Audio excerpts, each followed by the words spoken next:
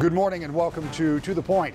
The Democratic National Convention wrapped up this week, and in a few moments you'll hear my interview with Health and Human Services Secretary Kathleen Sebelius as she tells me how she thinks the Democrats did in Charlotte.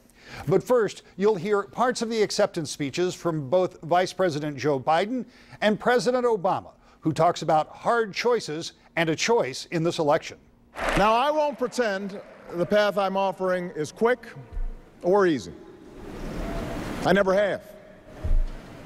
You didn't elect me to tell you what you wanted to hear. You elected me to tell you the truth. And the truth is, it will take more than a few years for us to solve challenges that have built up over decades. It'll require common effort and shared responsibility and the kind of bold, persistent experimentation that Franklin Roosevelt pursued during the only crisis worse than this one. And by the way, those of us who carry on his party's legacy should remember that not every problem can be remedied with another government program or dictate from Washington. But know this, America, our problems can be solved.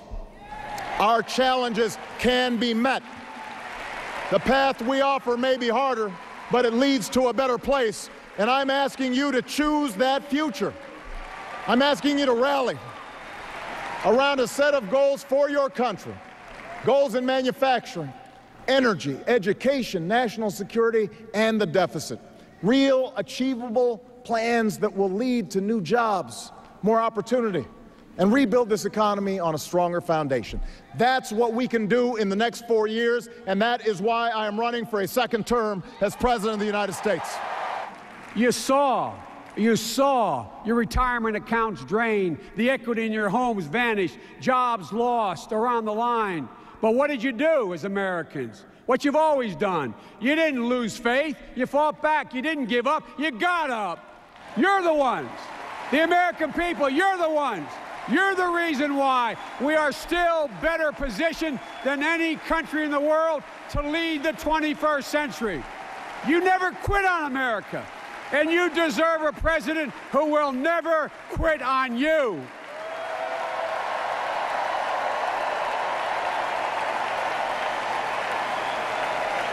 And folks, there's one more thing our Republican opponents are just dead wrong about. America is not in decline. America is not in decline. I've got news for Governor Romney and Congressman Ryan.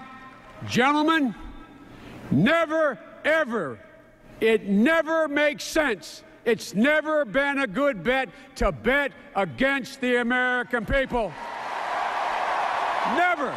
Let's start with the tone of the convention in Charlotte. It's very important for these national conventions to kind of set the messaging as you head towards the next 8 weeks. From your perspective, has this convention set the right tone? Well, I think we've had an enormously positive and energized convention here in Charlotte. We heard from a wonderful keynote speaker, the mayor of San Antonio, Julian Castro, and the First Lady, Michelle Obama, on Tuesday night, and they were spectacular. I think Michelle Obama had a great conversation with the American public about the life journey that she and Barack Obama have had as young marrieds, as parents, as engaging in public life, why they do what they do, how this has affected their kids, and what their hopes and dreams are not only for their daughters, but for all of the children of America. We heard an inspiring story from Mayor Castro about his upbringing and now what he is looking at doing as the mayor of San Antonio, and why this is so important to build out the middle class, to educate our children, to make sure that everyone has the kind of opportunities that he and his brother have taken such great advantage of. I think it's been a great convention, a great opportunity to organize, to share a message with the American public. This has been the most open and transparent and engaged and involved convention that's ever been seen in this country, and that's pretty thrilling. Given that you say this is the most open and transparent convention ever seen, let's talk about the changes in the platform that were made with voice votes, because there were some people on the floor that were not particularly happy about the outcome from the observation just watching the proceedings. Tell me what happened when the platform was amended to insert the word God and to say that Jerusalem would in fact be the capital of Israel.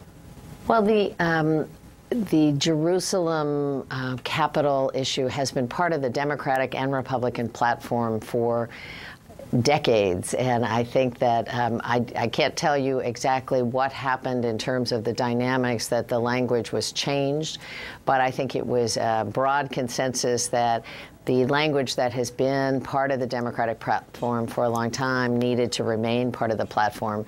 And I think the same thing occurred with the discussion about how we move forward with a discussion of the separation of church and state, how far you go or don't go. And people have strongly held beliefs, but I think that at the end of the day, Democrats embrace the platform that we've put forward. We are pleased with the kinds of philosophy that it represents in terms of opportunity for all of our children, educational efforts moving forward, health care, affordable and available for all Americans, women being able to control their own health decisions, and a whole series of issues that are very dramatically different from the Republican platform adopted in Tampa just a week ago. When you talked earlier, you talked about former President Clinton and talking to the middle class and about the Democrats' outreach efforts to the middle class. In the end, the outreach has to be in those swing states particularly. You mentioned Ohio a few minutes ago. Obviously, Michigan, Florida, North Carolina, Virginia. It's no accident that the convention is being held in North Carolina for that very reason. When you go out to those individual states, what does the Obama-Biden ticket have to do to reach the middle class, and if you will, the middle of the road voter, the voter who is neither Republican nor Democrat, who will ultimately turn this election?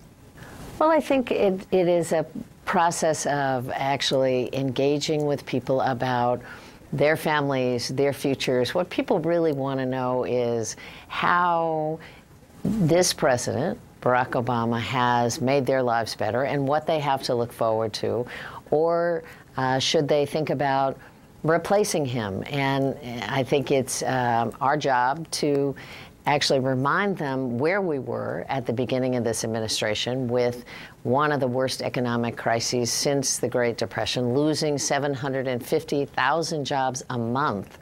That is difficult for people to get their hands around. And we've made great progress since that time. We've had 29 straight months of private sector job growth, 4.5 million new private sector jobs. We have a housing market that's beginning to recover. We have people who are getting back on their feet. But this president believes until all of us are feeling that the economy is once again stable, that we have Americans fully back to work, and that our children are ready for work of the future, that we have not finished this journey. So those are the conversations that go on. And, you know, what I know about elections as a former elected official in a state that was a very red state, and I tend to be a blue governor, is that at the end of the day, people aren't really concerned if you're Democratic or Republican. They really want to know, do you know about them? Do you care about them? Do you know about their families? Are you interested and willing to work hard for the things they believe in?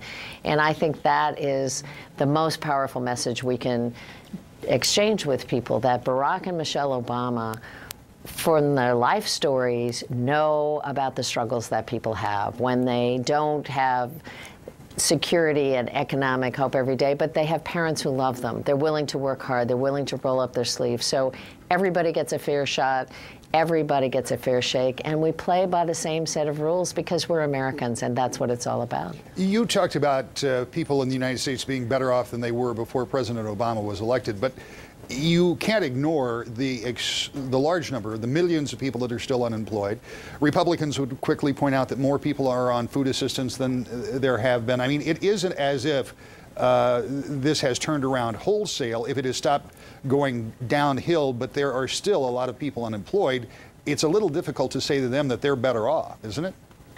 Well, I think there's no question that lots of people across America are still hurting. Lots of people worry about whether or not they're going to have a job that pays a living wage, whether or not they're going to be able to set some money aside to send their kids to college so that their children can look forward to a better life, whether they're going to afford or be able to keep the house of their dreams, whether they can put aside some money for retirement. And that really is the issue that the president takes directly on, that the efforts in the last 4 years have really been about restoring and stabilizing a middle class which built America, and that's a very different vision than we hear coming out of Tampa, coming out of the Romney-Ryan campaign, where we're looking at setting aside some special treatment for the wealthiest Americans in hopes that that may actually trickle down to the rest of us. That's not what President Obama believes in. That's not what these policies are about. And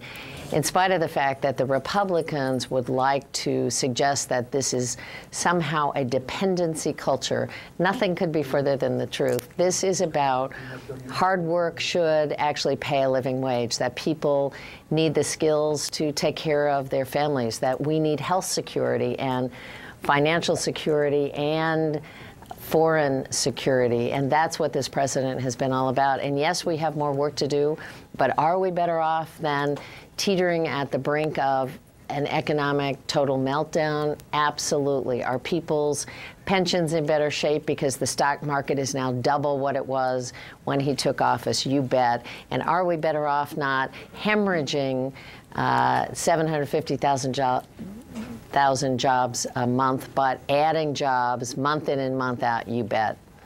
Madam Secretary, thank you for your time. Good to visit with you. When we come back, the former governor and former White House Chief of Staff, John Sununu, has a very different take from the Republicans' perspective. That's next. To the Point. Tonight, Peyton is back. Manning, deep to the end zone, touchdown.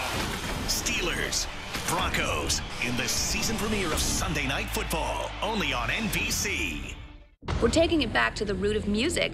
You are the best country singer. Let the cowboy rock. Nothing rocks like The Voice. You know this is what I do, right? The Voice. 3 nights of blind auditions begin Monday, 8, 7 Central, here on NBC. Be the first to know what's brewing at Big B Coffee. Looking for a drink to warm you up? Or a new frozen favorite? Every month, I'm trying the latest specialty drink to help you find the perfect coffee for your cup. This month, I'm trying the new S'mores Latte. Find out what I thought by logging on to WOTVforwomen.com and click Eat. Be connected. Follow me on Facebook every week. I'm posting great deals and cool coupons from Big B. Enjoy your favorite brew every day from Big B Coffee. Everything you love about The Rachel Ray Show is about to get refreshed. Just wait till you get a load of our new home. Season 7 premieres September 17th with special guest First Lady Michelle Obama. And next, Rachel, it's back to school time and you've bought way too many supplies. So now what? You just put colored pencils all around it. We've got 5 clever DIY tricks to use them all up. Next, Rachel. Monday at 2 p.m. on Wood TV 8. Welcome back to the Point. Former Governor John Sununu is no stranger to presidential politics, having served as the chief of staff for George Herbert Walker Bush. He talked with us this week about what he expects in the upcoming presidential race. You have been around this process for a long time, and you've seen a lot of campaigns. As we set a little less than 9 weeks away from the election by the time this interview airs in its entirety, give me your assessment of the tone, not just from the Democrats, but from the Republicans, because it seems to me both sides have been taking some pretty hard swings in the past several months. Well, you know, campaigns are a little bit like the arms race. Somebody launches and somebody else has to defend against it and so on. And so you have this continual ratcheting up of intensity. As I've said many times, the Democrats set the tone with the strategy they laid out in an article that Ben Smith wrote in Politico about 13 months ago, in which they surprisingly admitted to him that their strategy was to go after Mitt Romney on a personal basis, basically, and this is my word, I don't think it was in the article, but the article in essence confirmed it, a character assassination. And so the Republican side has had to respond to those, in some cases, absolutely ridiculous charges. And as a result, this process escalates. Nobody's happy about it, but that's the way the campaigns have brought themselves to this point, and it's hard to walk back. When you look at this campaign moving forward, after the Democrats move out of Charlotte, obviously the Republicans have finished their convention.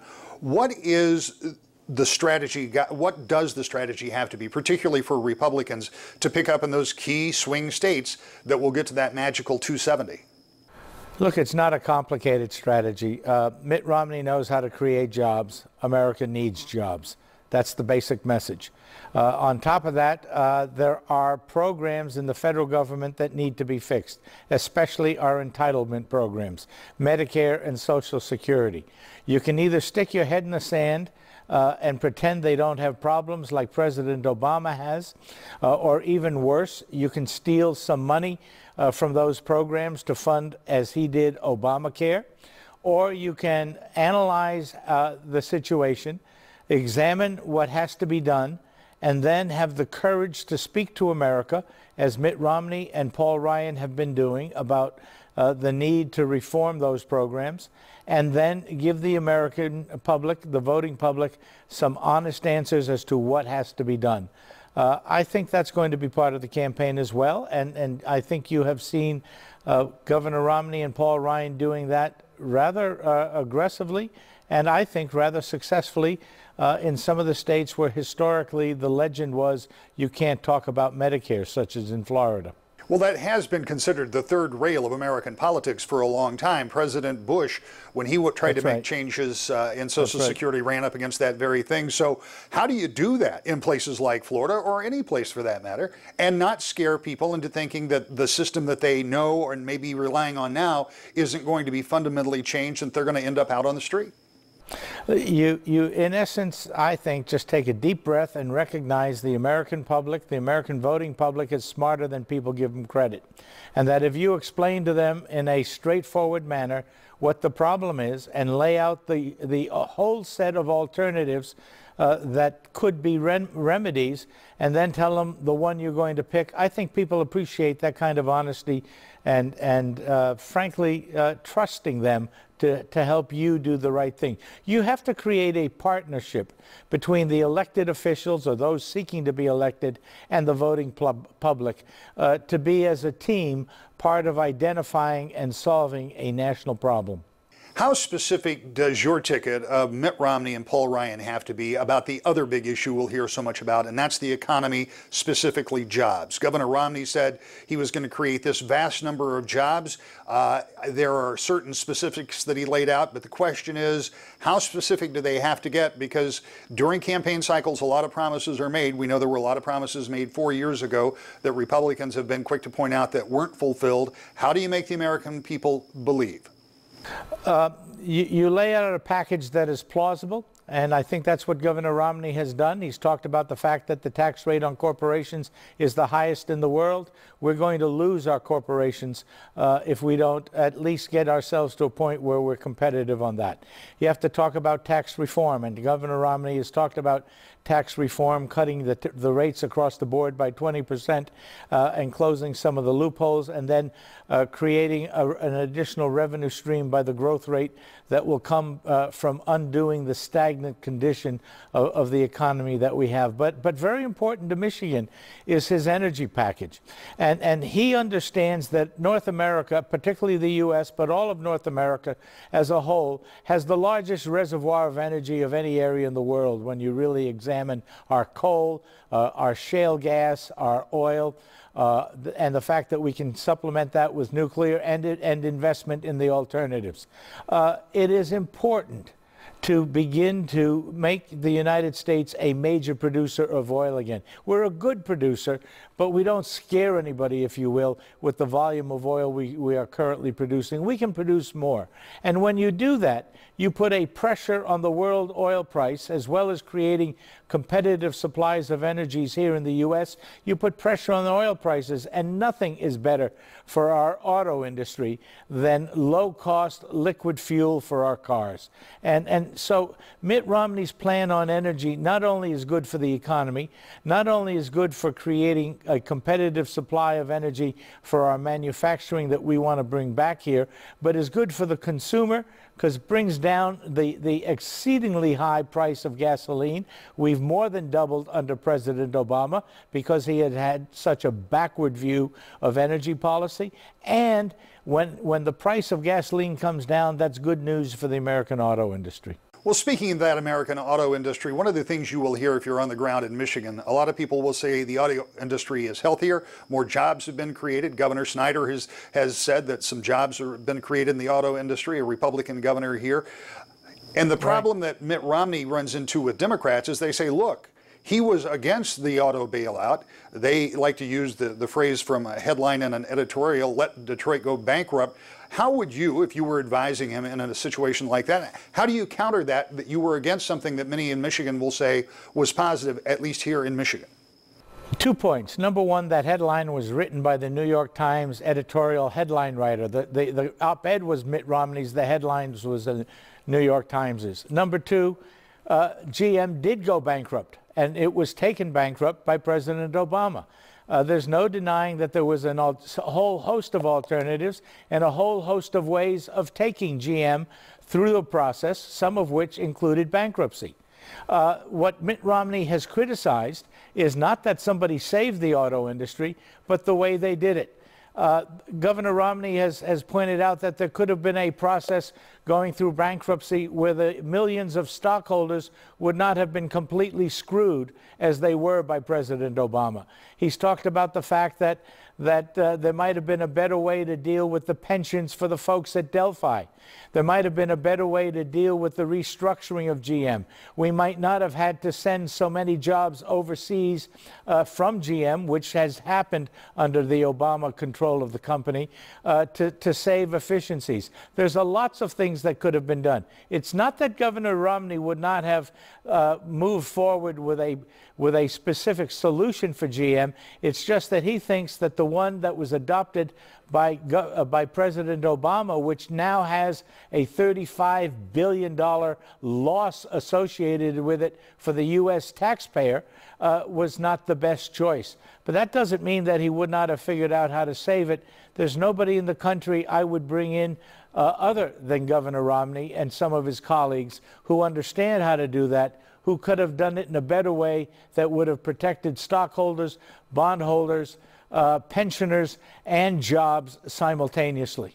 The last time the Republicans won Michigan in a general election was with a guy who you know well and worked closely with, George Herbert Walker Bush, did so in 1988. Democrats have taken every general election since. So what would you do if you were strategizing in Michigan? What do you have to do to say to Michigan voters that you want to change that trend as a Republican? Look, I would talk directly to the blue-collar heartland of which Michigan is a part of and say, look, we understand that you are the folks that really fuel the basic strength of America, our basic manufacturing industry, which has suffered so much in recent times. And you're the folks that were the swing votes for Ronald Reagan and George Herbert Walker Bush. And you're the folks that understand that the most important thing for you on a personal basis is an American economy that thrives. An American economy that is locked at 1.5% growth rate, as it now is under President Obama, is not good for the country and is not good for you.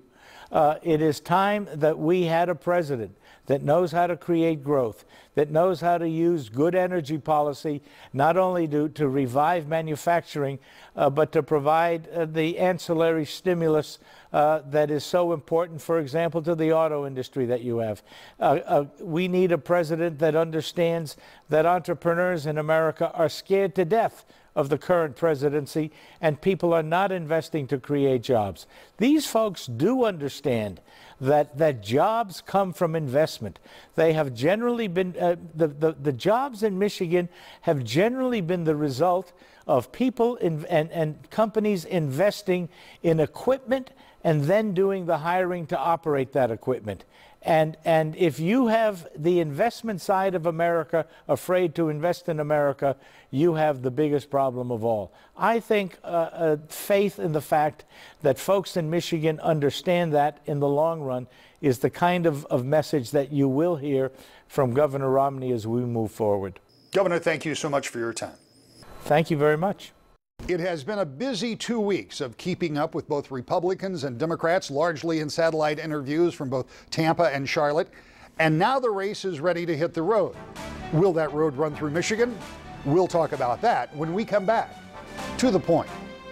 We live by their rules. It sounds like you were trying to rig an election. We trust them with our kids. You think he'd be pretty safe in a school? We give them our hard-earned money. And that's after they stopped answering my phone calls. We hear from you every day about the problems you're sick and tired of. And that's when we take action. You expect the entire story. We are Target 8 investigators. Digging until we uncover the truth. Showing you what's really going on. That's real investigative work. And that's what we do. Every single day. I'm Diana Seeger, president of Grand Rapids Community Foundation. And I'm Tom Haas, president of Grand Valley State University. We believe that education strengthens our community. The Community Foundation is working with Grand Rapids Public Schools in creating Challenge Scholars, paving a path from school to college. Together, we're encouraging students to believe they can achieve at college and beyond. The Community Foundation and Grand Valley State University, supporting our students. And connecting with community. Everything you love about The Rachel Ray Show is about to get refreshed. Just wait till you get a load of our new home. Season 7 premieres September 17th with special guest First Lady Michelle Obama. And next, Rachel, it's back to school time and you've bought way too many supplies. So now what? You just put colored pencils all around it. We've got 5 clever DIY tricks to use them all up. Next, Rachel. Monday at 2 p.m. on Wood TV 8. Now that the conventions are over, the Republicans and Democrats will fan out across the country to try to get to 270 electoral votes, the magic mark to become president of the United States. They won't be going to all of the states, just those that are considered toss-ups, including Michigan. And we'll continue to follow this race between now and November, as well as the ballot issues and all of the races that will impact you right where you live. I hope you'll join us each Sunday morning at 10 o'clock on Wood TV 8 when we talk about Decision 2012. To the point.